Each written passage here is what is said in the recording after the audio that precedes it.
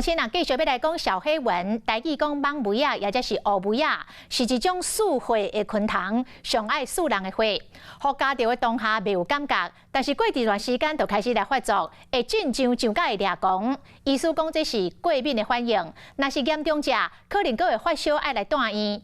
这个蠓蚊啊是无法可治。即摆有好消息，台中荣总的医疗团队领先全球，创出着这个蠓蚊啊大片疫苗。原理就是为蠓蚊啊身躯提出着过敏原来做大片的疫苗，用打的就会当预防甲治疗蠓蚊啊咬，已经摕到专利，而且伫咧国际期刊来发表。捡乌蚊仔症，一摆就是顶几啊扑，规只骹手毋若红肿，阁真痒，若严重，阁可能会碰拍、空气暖气，甚至发烧断线。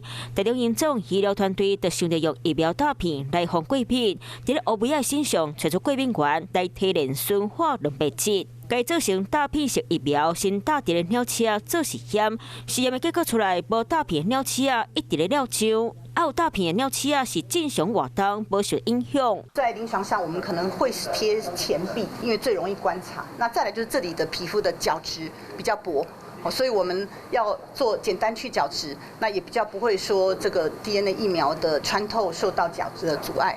实验证明，大片疫苗有效果，一摆打1点钟，每礼拜打1摆，实连续打3礼拜，疗效会当当10年。还没有办法正式使用在人体上面。那我们目前的主要是在动物实验已经全部都完成。虽然还未进行人体实验，不过实验的结果已经摕到专利，发表嘛刊伫咧过敏类国际权威期刊。未来完成人体实验计划，通过国家检验，就有机会会当量产上市。晚间9点，邀请您与世界同步，60分钟掌握全球脉动。World News 9，陈雅玲世界晚报给您崭新视野。